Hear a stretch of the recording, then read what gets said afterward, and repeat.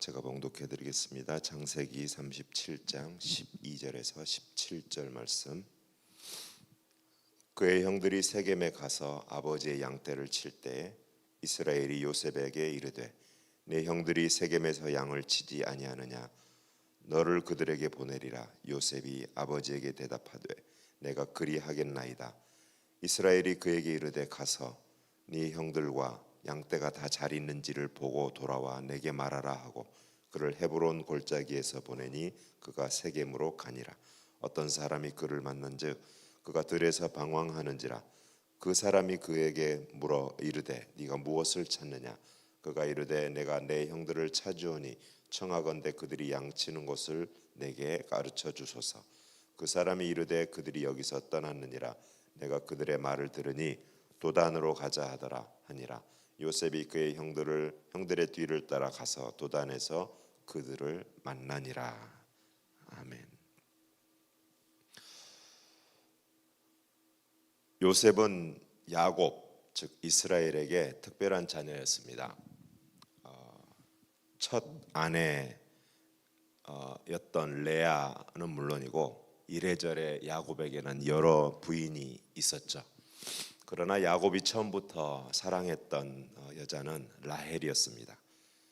그런데 이 라헬과 또 온 가족이 함께 다시 가나안 땅으로 돌아왔을 때, 이스라엘로 돌아왔을 때 라헬이 하란에서 돌아온 지 얼마 안 돼요.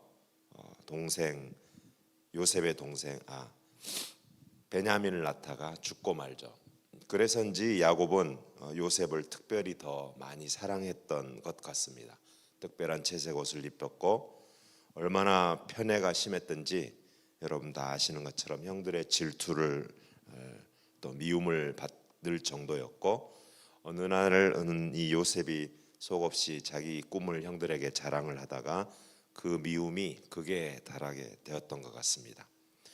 결국 형들에게 노예로 팔리고 애굽에서 노예가 되고 노예로 있다가 또 무고하게 감옥에 갇히게 되고, 여러 가지 요셉의 인생을 살펴보면 참 불행한 인생.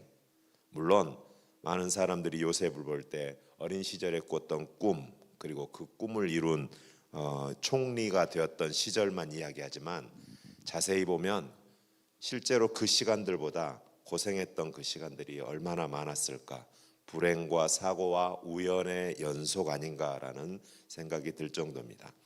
예를 들자면 요셉처럼 엄마를 일찍 잃은 사람도 생각보다 많지는 않습니다. 다시 말하자면 요셉의 입장에서는 엄마를 일찍 여의게 된 것 자체도 불행한 일입니다.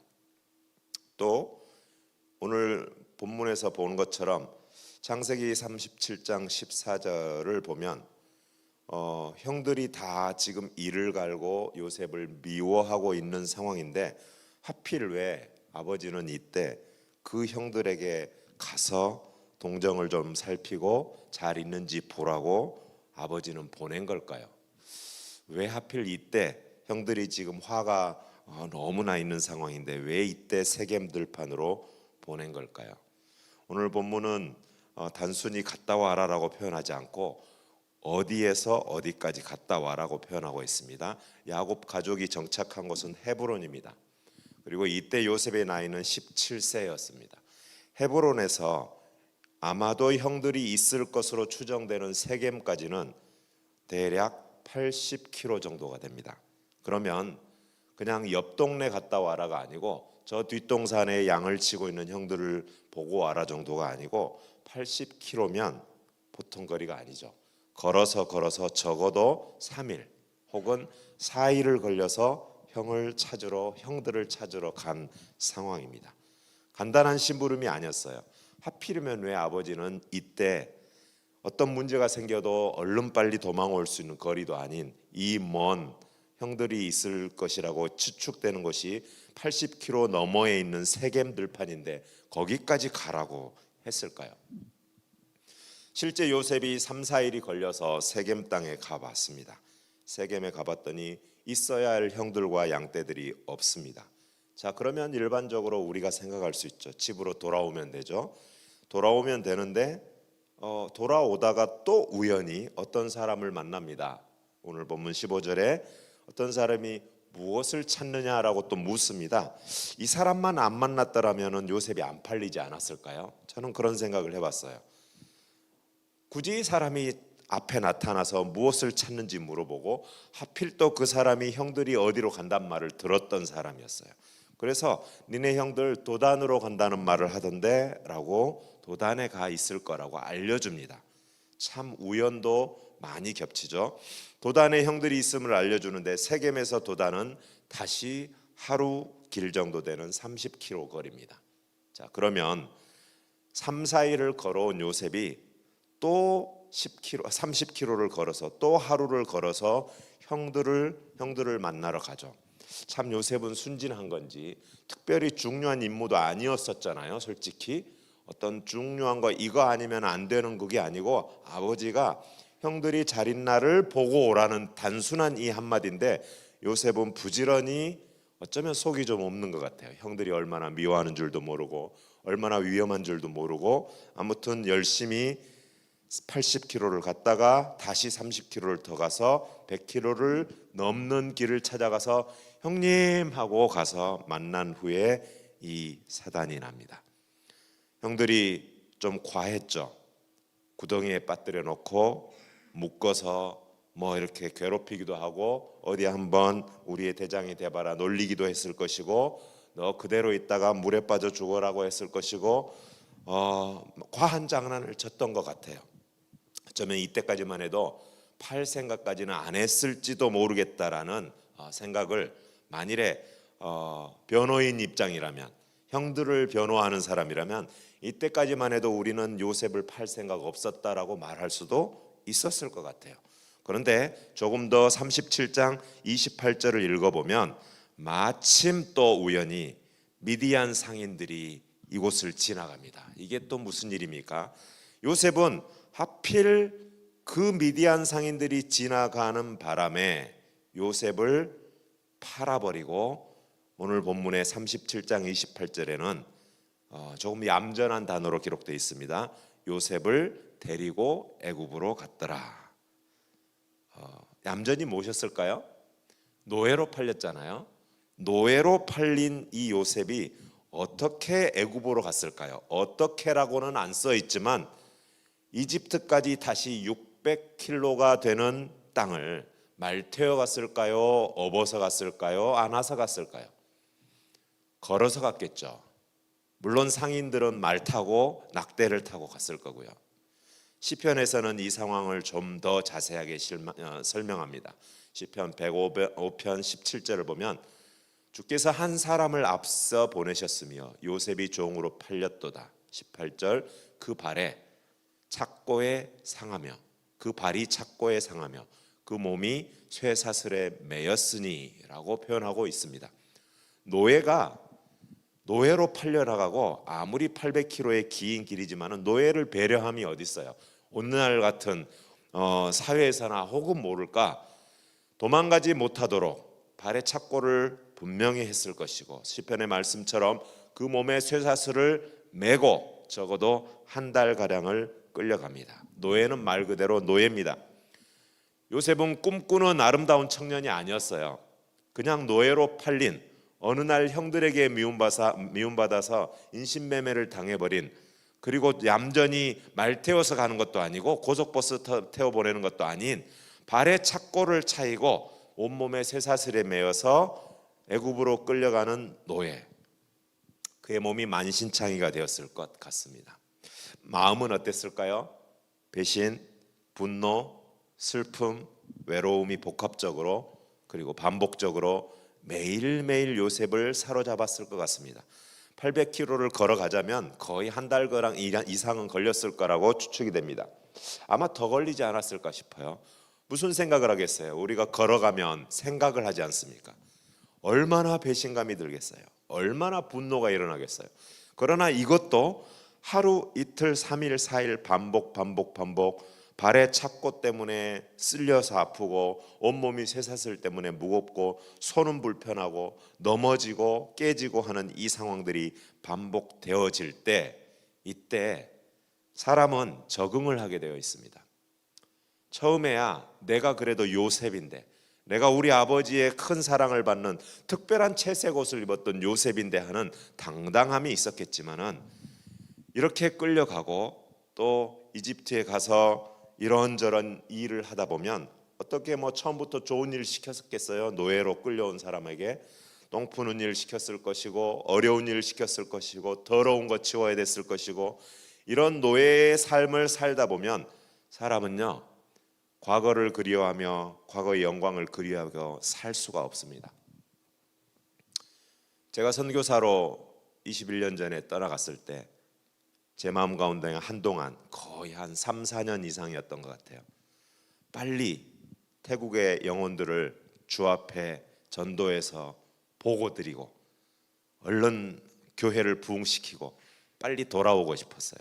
왜냐하면 제 마음속에 여전히 태국이 내 집 같지 않고 내 고향 같지 않고 내 주변에 만나는 사람들이 내 사람 같지가 않았습니다.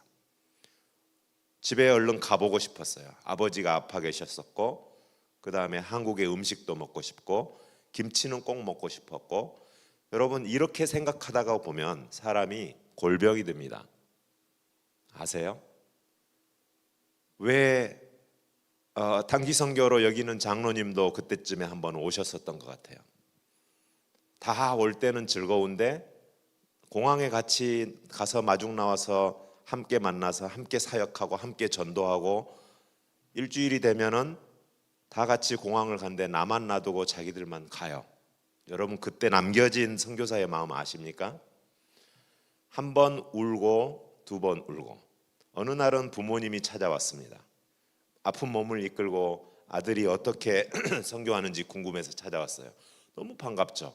너무 반가워서 함께 즐겁게 일주일, 2주일을 보내고 또 날이 되어서 다시 공항으로 갔습니다. 이분들도 나만 남겨놓고 또 가십니다.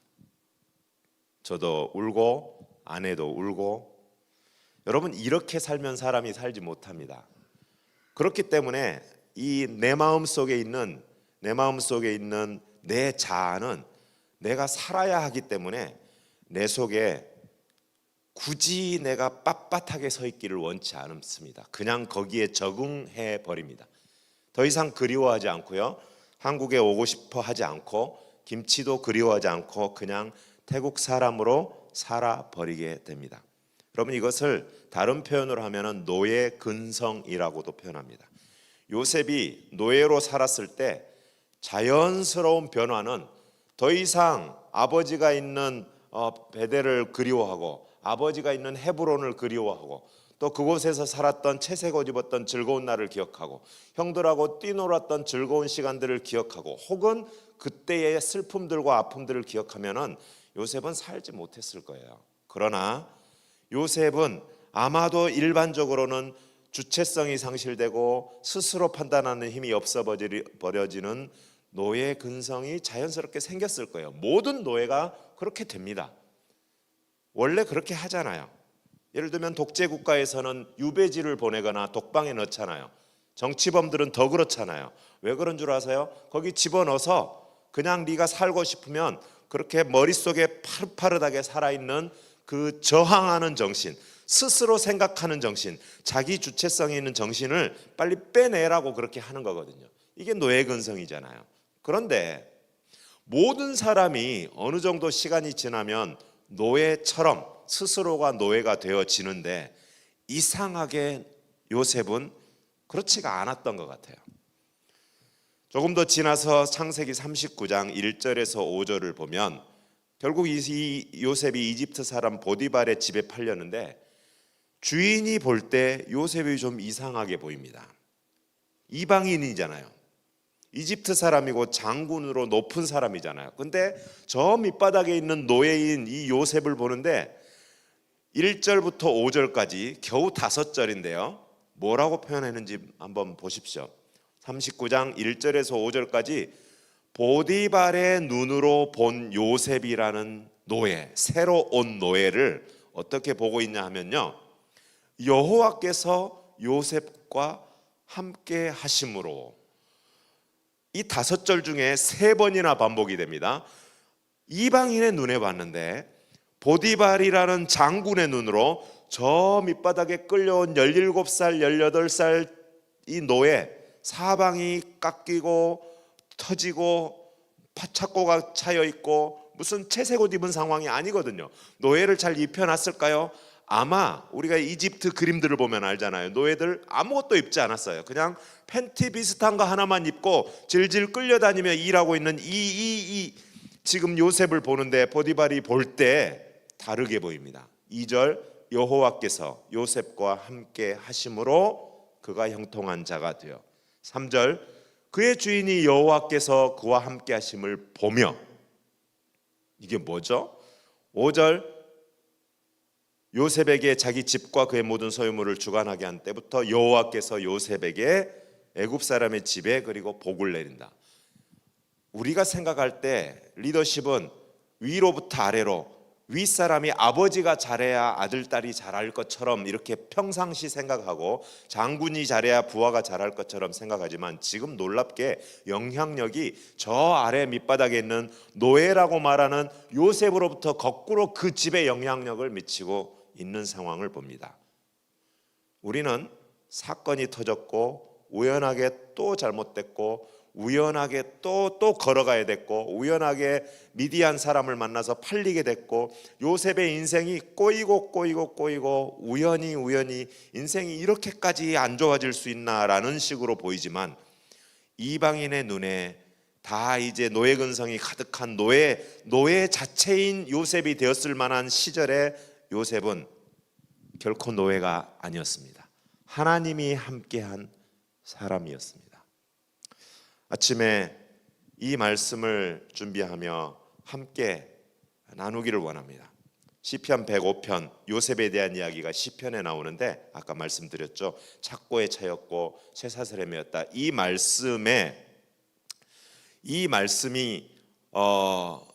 마지막 부분에 19절에 요셉에 대해서 이렇게 말합니다. 그가 우연히 어려움을 당했다라고 표현하지 않고요. 19절에 이 요셉의 이 모든 인생은 곧 여호와의 말씀이 응할 때까지 그 말씀이 저를 단련하였도다 라고 말씀합니다.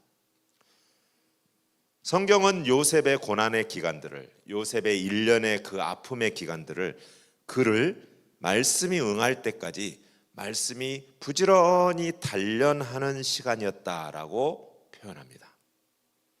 여러분 참 놀라운 말씀입니다. 말씀을 정리하겠습니다. 그렇다면 우리 인생의 중요한 것은 내가 지금 어렵냐 어렵지 않느냐, 내가 지금 즐겁냐 즐겁지 않느냐가 아닙니다. 내가 앞으로 어려움이 있을 거냐 없으냐도 아닙니다. 그러나 정작 우리에게 중요한 것은 그렇다면 지금 하나님이 내 인생을 어떻게 정의해 주시냐가 중요합니다. 요셉의 인생은 하나님께서 이렇게 분명히 정의했습니다.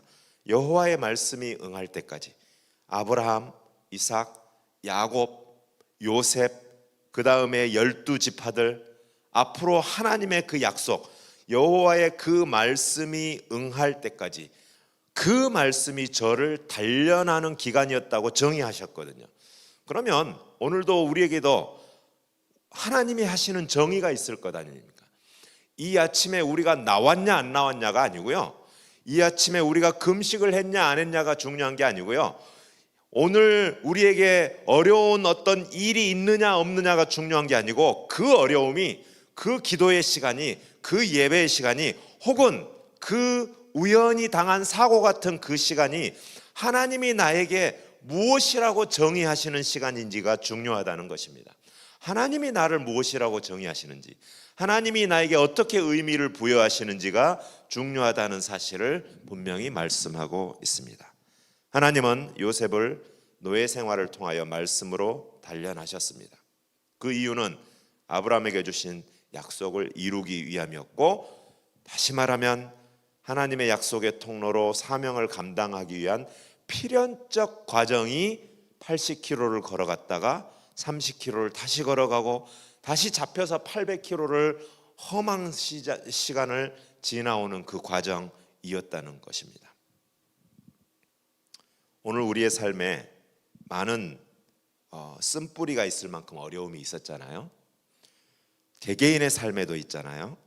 가족에도 여전히 각 가정에는 참 아픈 마음이 있습니다. 오늘 주의 섭리를 볼 수 있는 눈과 주의 음성을 들을 귀가 여러분들에게 있기를 축원합니다. 하나님이 우리 인생을 정의해 주시고 어떻게 의미를 부여하실지 이것이 가장 중요하다는 사실을 깨닫고 우리가 함께 이 아침에 기도하도록 합시다.